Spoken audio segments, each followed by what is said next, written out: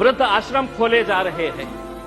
क्या इनके लिए कोई कानून है कि जिन मां बाप ने अपने बच्चों को पाल पोस कर बड़ा किया है, जब वो बूढ़े हो गए, बच्चे की शादी हो गई तो बहू को मां बाप पसंद नहीं आ रहे, अपने सास ससुर पसंद नहीं आ रहे, बेटा अपने मां बाप को बोझ समझ रहा है और एक दिन दोनों बेटा बहू अपने बूढ़े मां बाप को उठाते हैं, ले जाते हैं और जिस तरह घर का कचरा उठाकर हम बाहर फेंक देते हैं, तो हम उन्हें ओल्ड एज होम में ले जाकर छोड़ दे रहे हैं। मैं तमाम सदस्यों से हाथ जोड़कर विनती करना चाहूंगा, मैं भी दिवाली के वक्त औरंगाबाद के मेरे चुनावी क्षेत्र के वो एक ओल्ड एज होम में गया था। मंत्री जी, हैरानी हुई वहां पर देखकर कि एक रिटायर्ड जज वहां पर उस ओल्ड एज होम में है।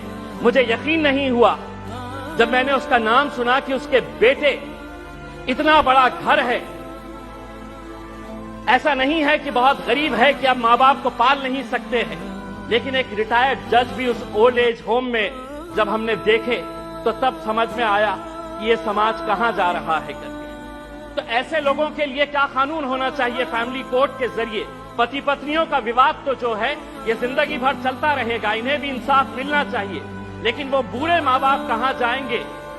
फैमिली कोर्ट के अंदर कुछ ऐसा सेक्शन लाया जाए कि जो बेटा अपने मां बाप को कूड़ादान समझकर, कचरा समझकर ओल्ड एज होम में डाल रहा है, उसे अखबार के अंदर एक नोटिफिकेशन अपनी तस्वीर के साथ, अपनी फोटोग्राफ के साथ उस अखबार में उसे ये नोटिफिकेशन देना होगा कि मैं अपने मां बाप को ओल्ड एज होम में डाल रहा हूं। ऐसे बच्चों को समाज के सामने हमें खड़ा करने की जरूरत है।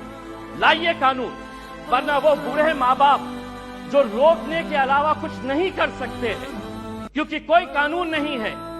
उनका कसूर सिर्फ इतना है कि उन्होंने अपने बच्चों को पाला पोसा बड़ा किया। पूना में किसी ओल्ड एज होम के अंदर जाइए, ज्यादातर वो परिवार के बूढ़े मां बाप मिलेंगे कि जिनके बच्चे इंजीनियर हो गए। इंजीनियर होने के बाद वो यूएस में पैसा कमाने के लिए गए, पैसा कमा रहे हैं, लेकिन मां बाप के लिए एक कमरे का घर नहीं है तो ओल्ड एज होम में लेकर जाकर छोड़ रहे हैं। ये एक संस्कृति हम डेवलप कर रहे हैं।